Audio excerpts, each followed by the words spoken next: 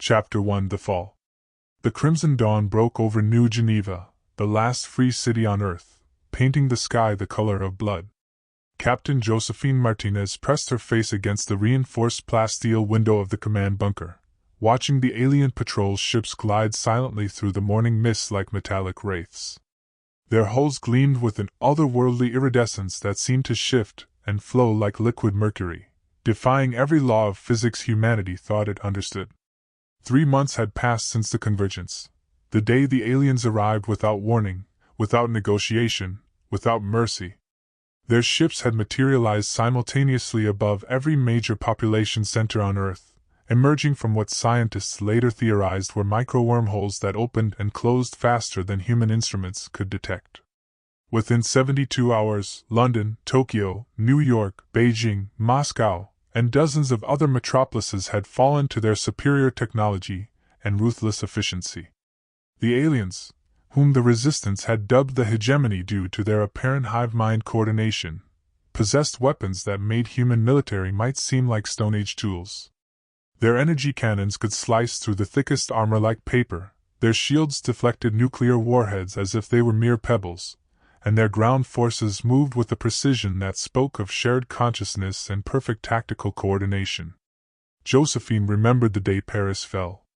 She had been stationed there as part of the European Defense Initiative, watching in horror as the alien dropships descended like metallic raindrops, each one disgorging dozens of the biomechanical warriors the Resistance called Wardens.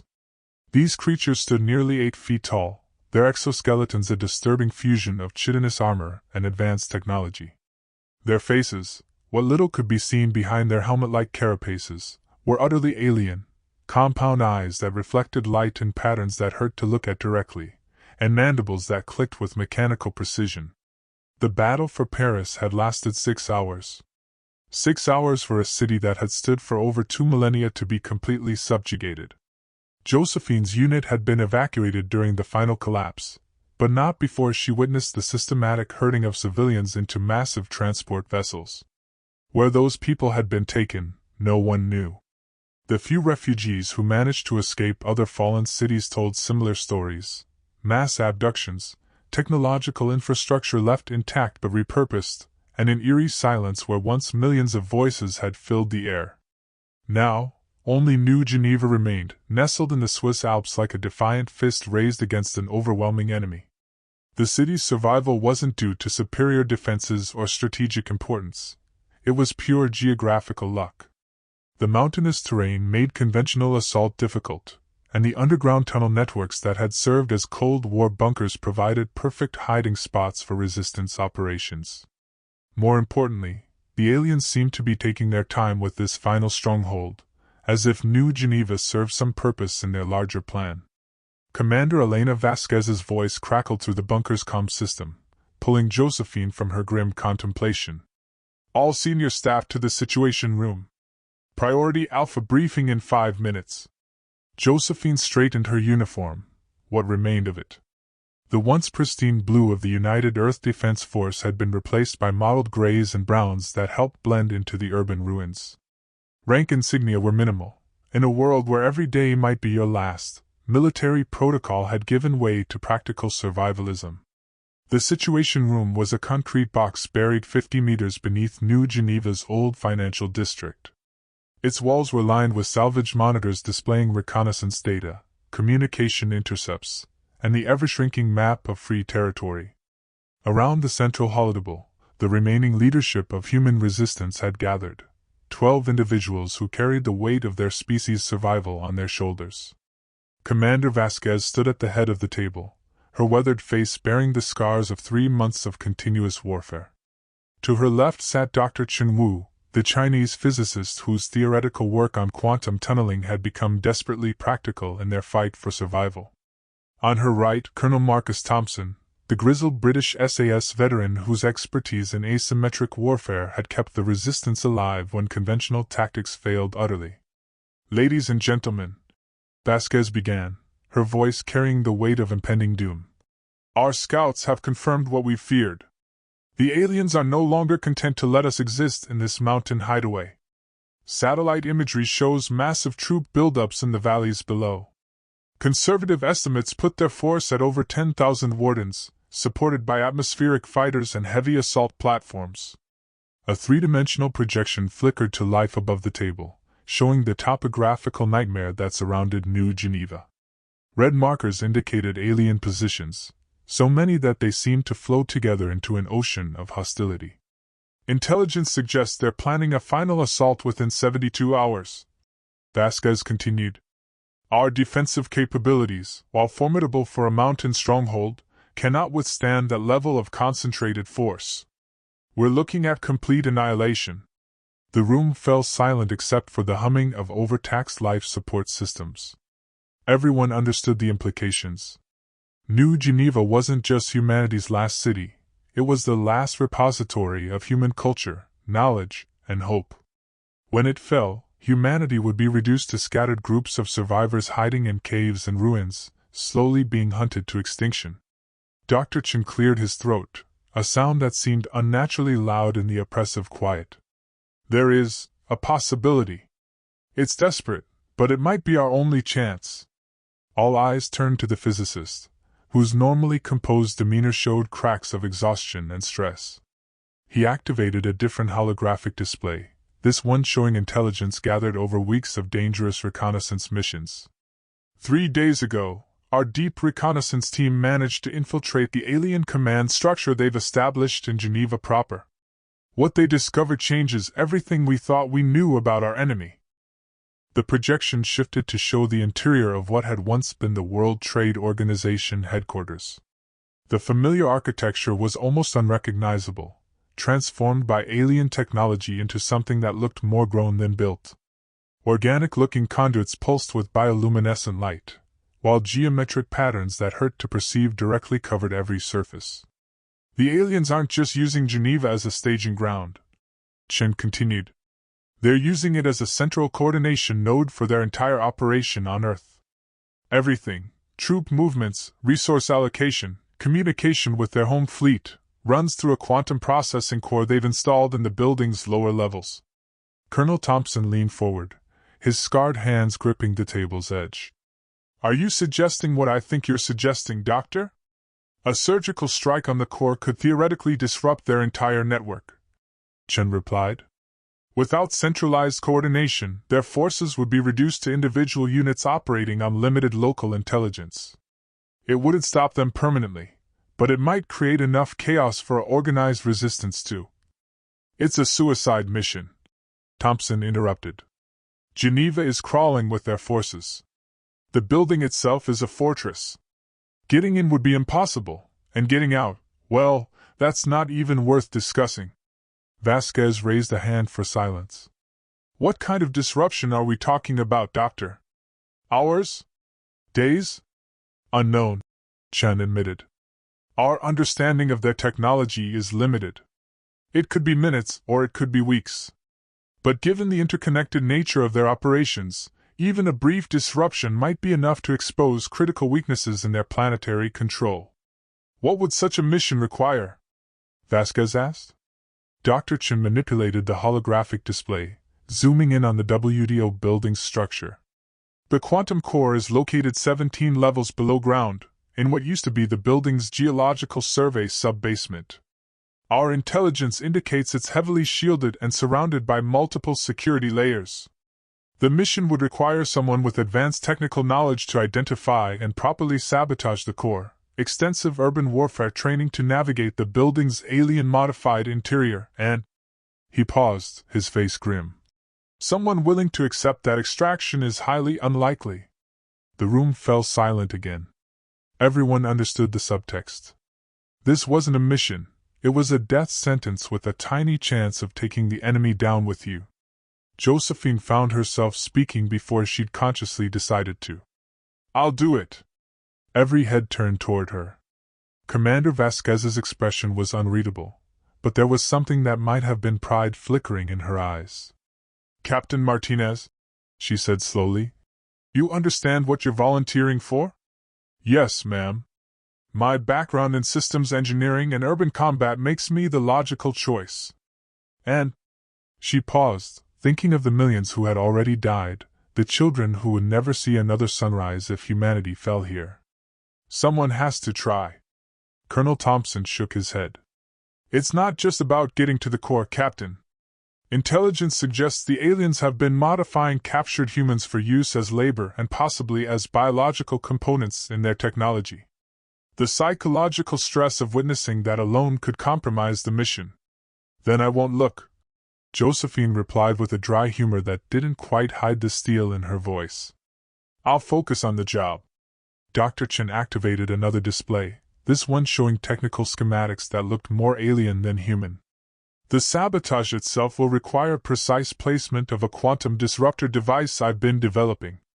It's untested technology based on reverse-engineered alien components, but theoretical models suggest it could create a cascade failure in their processing matrix. How big is this device? Josephine asked. About the size of a briefcase, but weighing approximately 40 kilograms due to the quantum containment field generators required. You'll need to place it within 2 meters of the core's primary interface and activate a 30-second timer. After that, he shrugged helplessly. The blast radius is theoretically limited, but the quantum effects are unpredictable. Commander Vasquez stood slowly, her decision clearly made. Captain Martinez, I'm authorizing Operation Last Light. You'll have access to our best equipment, intelligence packages, and whatever support we can provide for infiltration. Your mission parameters are simple. Reach the alien command core and deploy Dr. Chen's device. Everything else is secondary to that objective. Understood, ma'am. The mission launches in 18 hours. Use that time to prepare however you see fit. Dr. Chen will brief you on the technical aspects, Colonel Thompson will review the tactical situation, and I'll ensure you have the best gear we can provide. Vasquez's voice softened slightly. Josephine, I want you to know that regardless of the outcome, what you're doing today will be remembered as long as humanity endures. As the briefing broke up and personnel dispersed to their various preparations, Josephine remained standing by the holodeck, studying the three-dimensional maze that was her target. The WDO building looked like a technological cancer that had metastasized through Geneva's familiar architecture. Somewhere in its depths was humanity's last hope, guarded by creatures that viewed her species as nothing more than useful biological material. She thought about her sister Maria, probably dead in the Madrid evacuation. Her parents, lost when Mexico City fell in the first wave. The partner she'd planned to marry, David, whose transport had been shot down during the retreat from Cairo. Everyone she'd ever loved was gone, victims of an invasion that had come without warning or mercy. But that wasn't quite true, she realized. She still loved humanity itself, the stubborn, chaotic, beautiful species that had climbed down from trees and reached for the stars in less than 1,000,000 years. The species that created art and music and literature alongside weapons and war. The species that could be compassionate and cruel, wise and foolish, all in the same day. If there was even a chance that tomorrow might bring human children playing in sunlight instead of alien ships patrolling a dead world, then dying today was a bargain she'd make gladly. The next 18 hours passed in a blur of technical briefings, equipment checks, and mental preparation. Dr. Chen walked her through the quantum disruptor's operation 17 times until she could activate and place it blindfolded. Colonel Thompson provided detailed intelligence on alien patrol patterns, building security, and the modifications made to Geneva's infrastructure. Most importantly, he helped her plan an infiltration route that maximized stealth and minimized contact with alien forces. The plan was elegant in its simplicity. New Geneva's underground tunnel networks connected to Geneva proper through a series of maintenance passages that predated the alien invasion. Intelligence suggested these routes were unmonitored, possibly because the aliens hadn't yet mapped the full extent of human underground infrastructure. Josephine would travel through these tunnels to emerge near the WDO building, then use a combination of stealth technology and timing to reach the quantum core. The stealth technology was perhaps the most remarkable aspect of her equipment. Working with salvaged alien components, New Geneva's tech teams had developed a personal cloaking device that could render a person nearly invisible to alien sensors for approximately 40 minutes. The device was bulky, experimental, and had a nasty tendency to overheat, but it represented the pinnacle of human adaptive engineering. Her weapon loadout was similarly hybrid, a modified plasma rifle reverse-engineered from captured alien technology, combined with traditional human explosives and a vibroblade that could cut through alien armor. Everything was designed for a one-way mission where resupply was impossible and extraction was a fantasy. As the final hour approached, Josephine found herself alone in the bunker's small chapel, a non-denominational space that had become a gathering point for anyone seeking peace before missions. She wasn't particularly religious, but the quiet atmosphere helped her center her thoughts. Commander Vasquez found her there, carrying 2 cups of the synthetic coffee that passed for luxury in their underground world. "Nervous?" Vasquez asked, settling onto the bench beside her. "Terrified," Josephine admitted. "But also ready. Does that make sense?" "Perfect sense. I've sent a lot of good people on dangerous missions, but never one quite like this. I wanted to give you something before you go." Vasquez reached into her jacket and withdrew a small device that looked like a cross between a smartphone and a quantum processor. "It's a message recorder, hardened against electromagnetic interference and quantum disruption. If you succeed, if the core is destroyed, this device should survive the aftermath. Whatever you want to say to the future, to whoever finds this record, you can save it here." Josephine took the device, feeling its surprising weight. The responsibility it represented was somehow heavier than the quantum disruptor she'd be carrying. "What would you record?" she asked. Vasquez was quiet for a long moment. "That we never stopped fighting. That even when everything seemed lost, human beings chose hope over despair, sacrifice over surrender. That the universe is a little darker without us, but the light we brought to it was real." 2 hours later, Josephine stood at the entrance to the maintenance tunnel that would carry her into the heart of enemy territory. The quantum disruptor was strapped to her back, its weight already making her shoulders ache. The stealth device hummed quietly on her belt, its countdown timer showing 39 minutes and 47 seconds of remaining power. The tunnel stretched ahead into darkness that seemed absolute. Emergency lighting had failed long ago, and the aliens apparently had no interest in illuminating passages they didn't know existed. Her night vision goggles turned the world into a green-tinted maze of concrete and metal, pipes and cables that had served Geneva's infrastructure for decades. She activated the message recorder and spoke quietly into its pickup. "This is Captain Josephine Martinez, United Earth Defense Force, beginning Operation Last Light. Today's date is October 15th, 2157. If someone is hearing this, it means I succeeded in reaching the alien command core and deploying the quantum disruptor. It also probably means I didn't make it out." She paused, thinking about what words might echo through whatever future humanity might have. "I want whoever finds this to know that we fought. We fought when victory was impossible, when hope was foolish, when every rational calculation said we should surrender. We fought because that's what human beings do when faced with extinction. We fought because every day of freedom is worth any price, because children should grow up under open skies, because the universe is vast and cold and needs creatures who can love and dream and rage against the dying of the light." Another pause. In the distance, she could hear the faint vibration of alien machinery, the low humming that had become Geneva's new heartbeat. "If you're human, if any humans survive this war, remember that we were here. Remember that we mattered. Remember that love is stronger than fear, even when fear is the only rational response. And if you're not human, if you're something else entirely who discovers this record in a dead world's ruins, know that we existed. Know that for a brief moment in cosmic time, a species called humanity looked up at the stars and dared to dream of reaching them."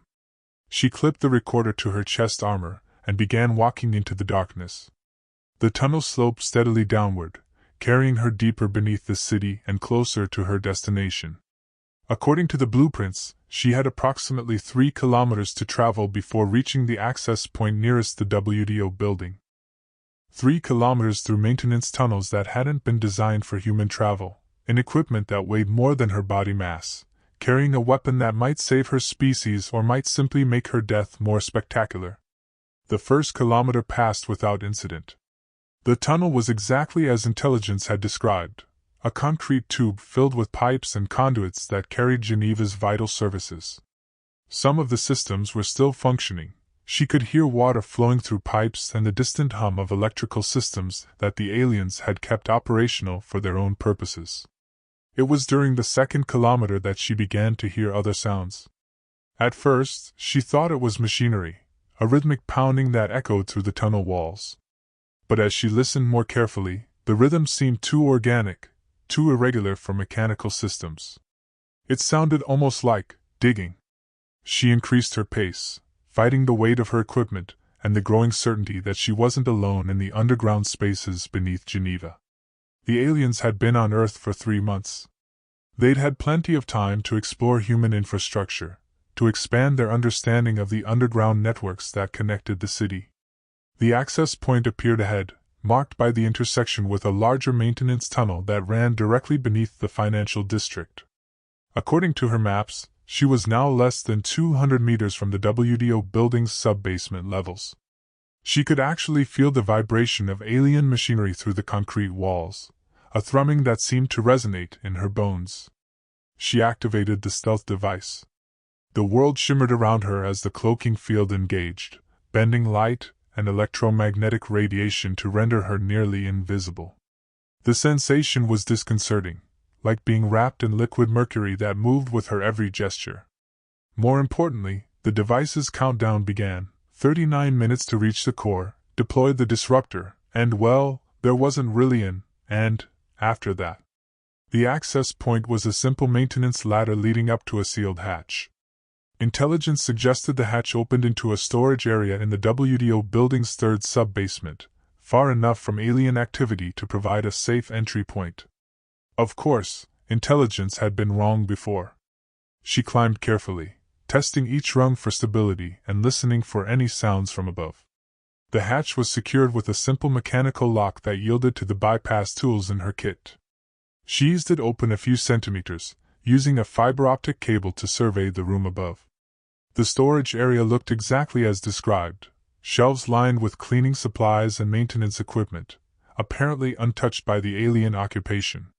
More importantly, it appeared to be empty of hostiles. She lifted herself through the hatch and sealed it behind her, officially entering enemy territory. The WDO building had been transformed. What had once been familiar office architecture was now something that seemed to breathe with alien life. The walls were covered in the same organic-looking conduits she'd seen in intelligence photos, but experiencing them in person was far more unsettling. They pulsed with bioluminescent patterns that seemed to follow some incomprehensible logic, and they generated a sound just below the threshold of hearing that made her teeth ache. She consulted her building plans, overlaying them with intelligence about alien modifications. The route to the quantum core required descending 14 levels through areas that were now actively used by alien forces.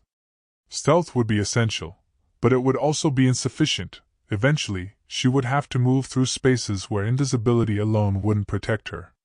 The first few levels passed without major incident.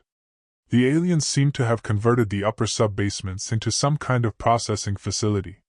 She glimpsed vast chambers filled with machinery that defied description, geometric shapes that folded in on themselves impossibly, surfaces that reflected light and spectrums that hurt to perceive, and always that underlying hum that seemed to vibrate through her bones.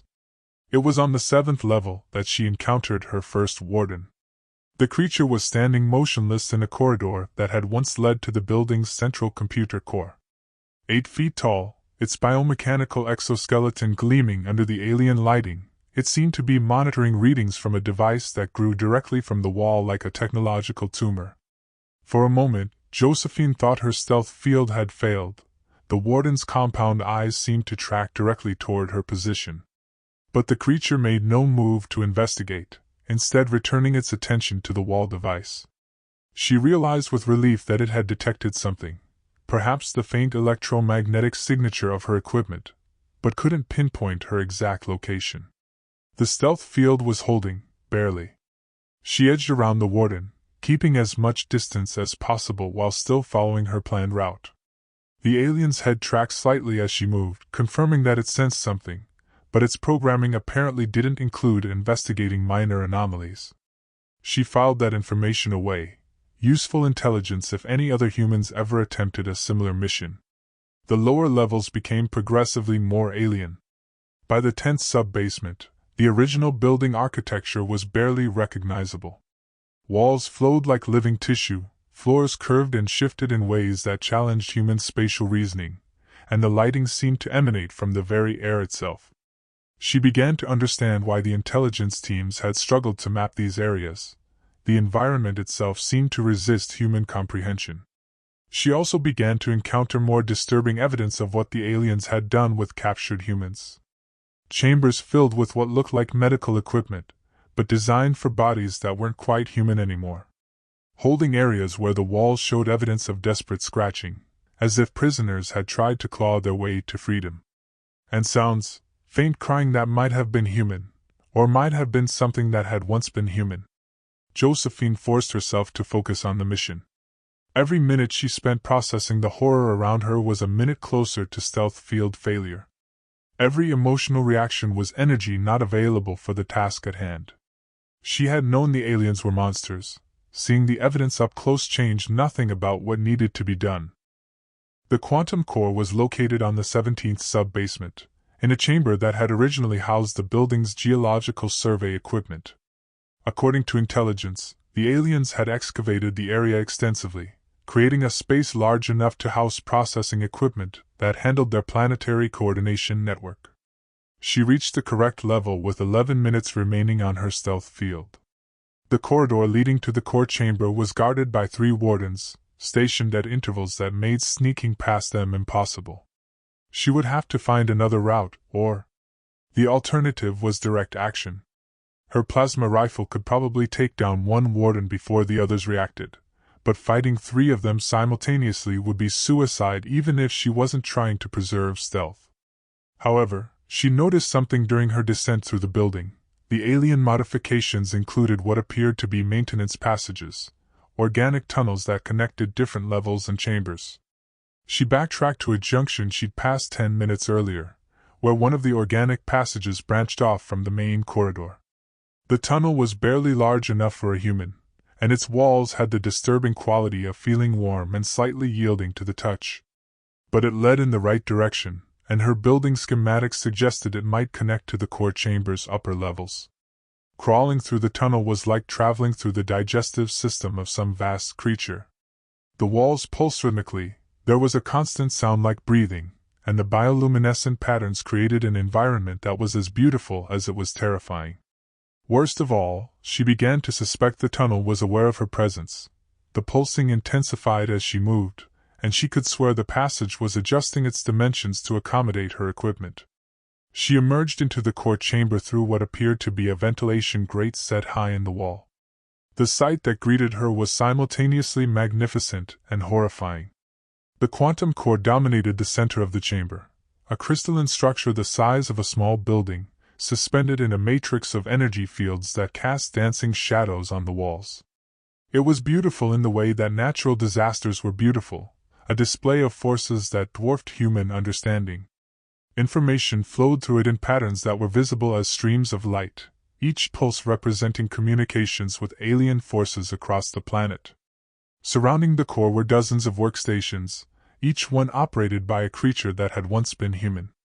The modifications were extensive, additional limbs grafted to accommodate alien interfaces, sensory organs replaced with mechanical analogs, and neural implants that allowed direct connection to the alien network. They worked with the efficiency of machines but moved with just enough human mannerisms to make their condition heartbreaking. Josephine had to force herself to look away. She couldn't help them, couldn't save them, couldn't even grant them the mercy of a quick death without compromising her mission. The best she could do for them was to succeed, to disrupt the alien network and perhaps create opportunities for other resistance cells to strike back. She checked her stealth field timer, 6 minutes remaining. The quantum disruptor needed to be placed within 2 meters of the core's primary interface, which meant descending to the chamber floor and approaching the crystal structure directly. The modified humans were scattered throughout the chamber, but their attention seemed focused on their tasks rather than perimeter security. She began her descent, using maintenance cables and structural supports to lower herself toward the chamber floor. The crystal core sang as she approached it, a harmonic frequency that seemed to resonate with every molecule in her body. The sound was hypnotic, almost overwhelming, and she realized it was some kind of side effect of the quantum processing taking place within the structure. 50 meters from the floor, her stealth field began to flicker. The power cell was overheating, exactly as the technicians had warned her it might. She had perhaps 3 minutes before complete failure, maybe less if the quantum interference from the core accelerated the breakdown. She reached the chamber floor and immediately moved toward the core's base. The primary interface was exactly where intelligence had indicated, a nexus point where dozens of data streams converged before being processed by the quantum matrix. It looked like a technological altar, surrounded by crystalline formations that pulsed with each data transfer. 2 minutes on the stealth field.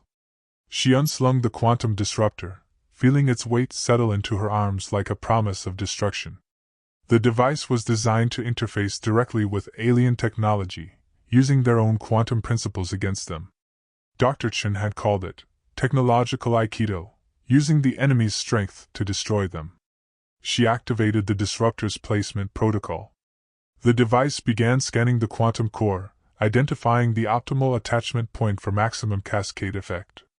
The process took 30 seconds that felt like hours, while her stealth field continued to degrade and the modified humans worked mere meters away. The scanner found its target, a connection node where 3 major data streams intersected. Placing the disruptor there would theoretically create a feedback loop that would propagate through the entire network, disrupting alien coordination across the planet. Theoretically. 1 minute remaining on stealth. She moved toward the target node, carrying the disruptor like a religious offering. This close to the core, the quantum effects were almost overwhelming. Her vision sparkled with patterns that weren't quite there, her hearing filled with sounds that existed only in the spaces between dimensions, and her sense of time began to stretch and compress unpredictably.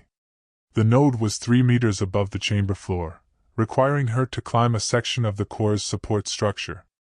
The crystalline surface was warm to the touch and vibrated with contained energy. Each contact point felt like touching a live electrical wire, sending shocks through her nervous system that weren't quite painful and weren't quite pleasant. 30 seconds on stealth. She reached the target node and began attaching the quantum disruptor. The device interfaced smoothly with the alien technology, its quantum field generators syncing with the core's processing matrix. Dr. Chen's theoretical models had been correct. Alien and human quantum manipulation used similar underlying principles. Her stealth field failed just as she activated the disruptor's 30-second countdown timer. The effect was immediate and catastrophic. Every modified human in the chamber turned toward her simultaneously, their movements perfectly coordinated as if controlled by a single mind. Which, she realized, they probably were. The alien network didn't just coordinate their technology. It integrated their biological assets as well. She drew her plasma rifle and opened fire, not at the approaching humans but at the chamber's structural supports. The alien modifications were extensive, but the underlying building was still human engineering with predictable failure points. Her shots brought down sections of ceiling and wall, creating barriers between herself and the advancing figures. 20 seconds on the disruptor countdown. The modified humans were climbing over the debris with inhuman agility, their mechanical limbs allowing them to navigate obstacles that would stop normal people. Behind them, she could hear the heavy footsteps of wardens responding to the alarm. 15 seconds. She activated the message recorder, shouting over the sounds of approaching enemies. "This is Captain Martinez. I've reached the core and deployed the disruptor. Countdown at 15 seconds. If anyone finds this, remember that we chose to fight when fighting was impossible. Remember that freedom is worth any price. Remember that humanity was here, and we mattered." 10 seconds. The first modified human reached her position, moving with mechanical precision that was somehow more terrifying than simple aggression. She shot at center mass, watching the figure collapse with an expression that might have been relief flickering across its partially human features. 5 seconds. More figures poured through the debris, and she could see wardens entering the chamber. Her plasma rifle had maybe enough charge for 3 more shots, and there were dozens of enemies converging on her position. 3 seconds. She thought about Maria and her parents and David, about everyone who had died in the invasion. She thought about the children who might someday play under open skies again if this mission succeeded. 2 seconds. She thought about humanity itself, flawed and beautiful and stubbornly refusing to surrender even when surrender was the only rational choice. 1 second. She smiled, despite everything, because she had made it. Whatever happened next, she had given humanity one last chance to fight back. 0. The quantum disruptor detonated in a silent explosion of twisted spacetime that turned the chamber inside out for a single, impossible moment. The crystalline core shattered like a breaking heart, sending cascade fractures through dimensions that human physics barely acknowledged existed. Light became sound, gravity became electromagnetic force, and for just an instant, the fundamental constants of reality forgot what they were supposed to be. Josephine felt herself stretched across multiple timelines simultaneously. In one, she died instantly as the quantum shockwave reduced her body to component atoms. In another, she lived long enough to see the alien network collapse as the cascade effect propagated through their quantum communication grid. In a third, the disruptor failed entirely, and she died under the claws of the approaching wardens. But these alternate realities collapsed back into a single timeline as the quantum foam stabilized, leaving her standing in the ruins of the alien command center with her ears ringing and her body intact. The modified humans had collapsed like marionettes with cut strings. Without the network connection that had been controlling them, they simply stopped. Some were still breathing, but their eyes showed no recognition, no awareness. The alien neural implants had been so thoroughly integrated with their brains that losing the connection had effectively lobotomized them. It was a mercy, Josephine thought grimly. Whatever they had been experiencing during their captivity was finally over. The wardens, however, were still very much functional.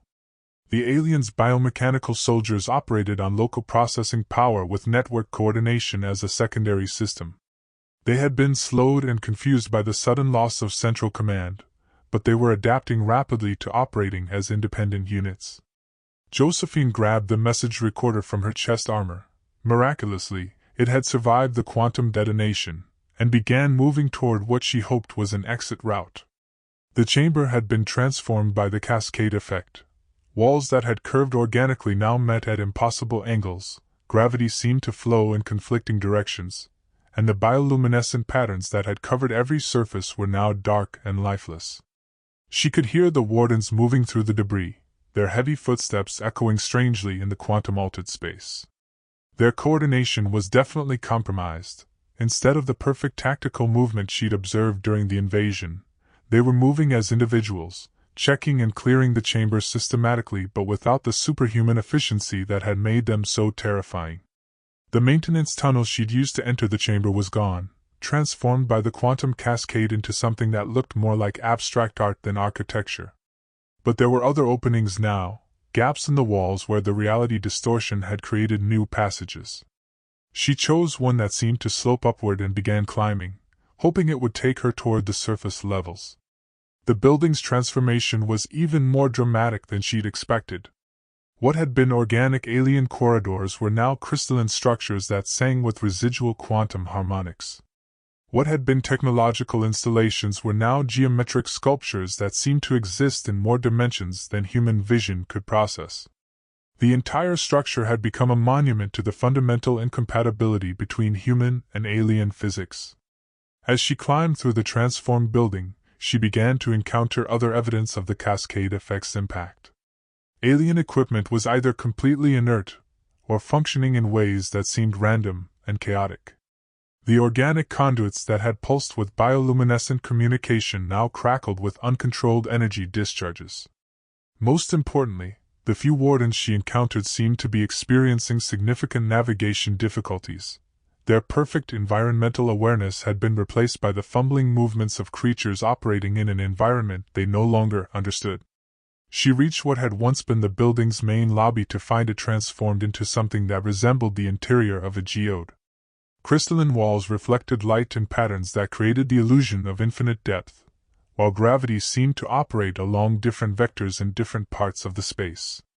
At the center of the chamber, what had once been an information desk was now a pillar of twisted metal and alien technology that reached toward a ceiling she couldn't see. More importantly, the chamber contained evidence that the cascade effect had propagated beyond the building itself. Through the crystalline walls, she could see the city of Geneva, and it was clear that the quantum disruption had affected alien installations throughout the metropolitan area. The energy barriers that had surrounded key alien facilities were flickering and failing. The patrol ships that had maintained constant surveillance were either grounded or flying in confused patterns that suggested their navigation systems were compromised. She activated the message recorder again, documenting what she was seeing. "This is Captain Martinez, approximately 15 minutes post-detonation. The quantum cascade has exceeded theoretical predictions. Alien infrastructure throughout Geneva appears to be affected. I'm seeing massive system failures, navigation problems, and what looks like complete loss of coordinated command structure." She paused, watching an alien patrol ship wobble through the sky like a drunk bird before crashing into a building 3 blocks away. The disruptor worked. "The network is down, at least locally. I don't know how far the effect has spread, but if our estimates about their centralized command structure were correct, this could have affected their operations across the entire planet."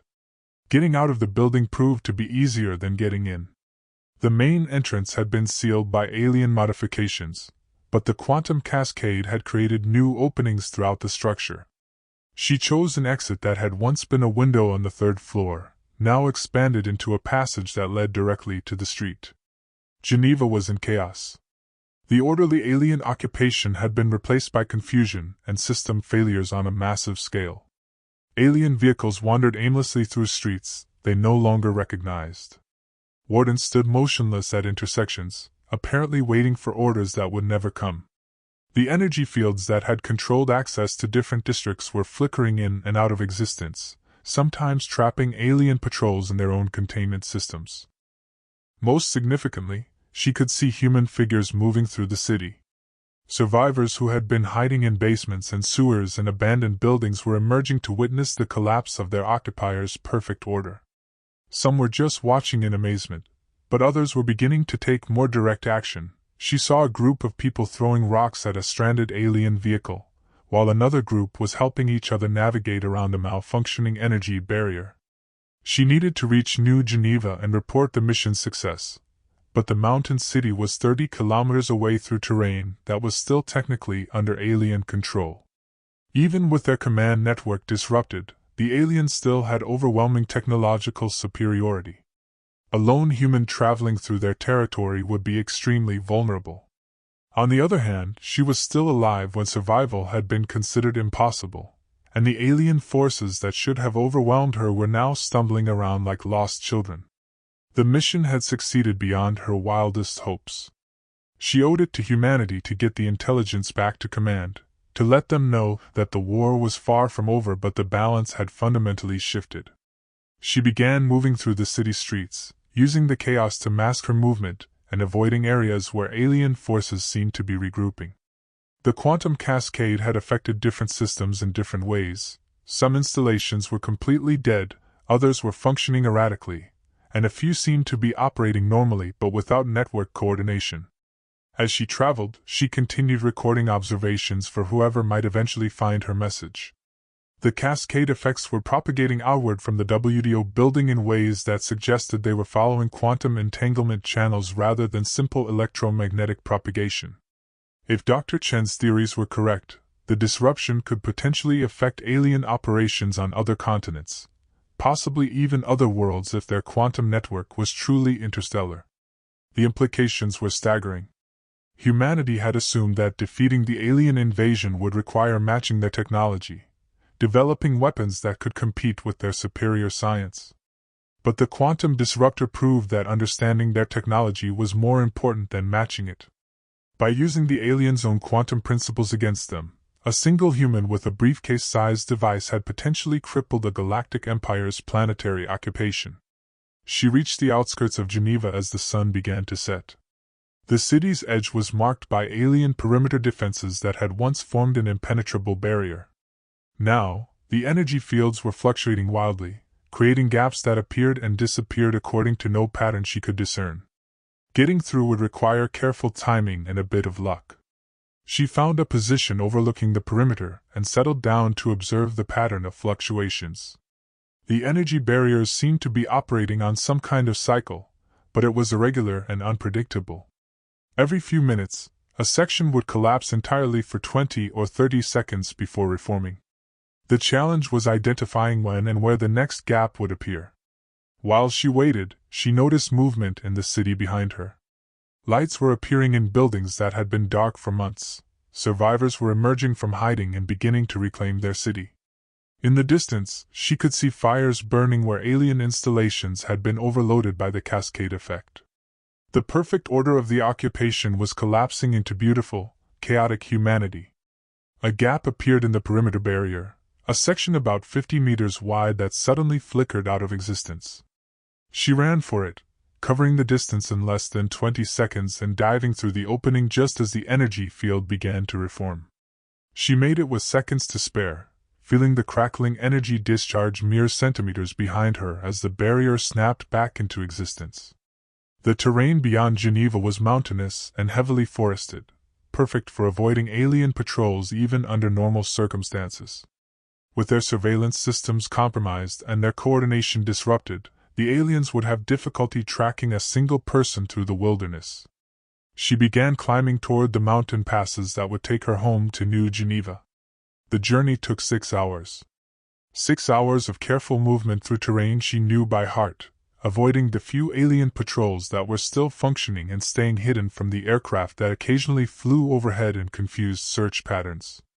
6 hours to think about what she had accomplished, and what it might mean for humanity's future. The quantum cascade was clearly more extensive than anyone had predicted. She had seen evidence of system failures extending kilometers from the WDO building, and the theoretical models suggested the effect could propagate indefinitely through quantum-entangled networks. If the aliens used quantum communication for their interstellar operations, and everything about their technology suggested they did, then the cascade might have affected their forces on multiple worlds. Of course, it was also possible that the aliens had contingency systems she didn't understand, backup networks that could restore their coordination within hours or days. The disruption she had caused might be temporary, giving humanity only a brief window of opportunity before their enemies recovered and struck back with overwhelming force. But it was also possible that she had just won the war. She reached the perimeter of New Geneva as the first light of dawn painted the mountain peaks gold and crimson. The city's defensive sensors recognized her IFF beacon, and she was quickly escorted through the security checkpoints by guards whose expressions suggested they were seeing a ghost. According to the mission timeline, she should have been dead for 6 hours. Commander Vasquez was waiting for her in the Situation Room, along with Dr. Chen, Colonel Thompson, and the rest of the Resistance leadership. Their faces showed a mixture of disbelief, hope, and desperate need for confirmation that the impossible had actually happened. "Report, Captain," Vasquez said, her voice carefully controlled. "Mission accomplished, ma'am. The quantum disruptor was successfully deployed and detonated. The alien command network has been disrupted, possibly permanently.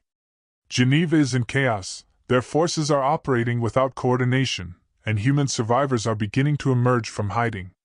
The room erupted in cheers and expressions of amazement.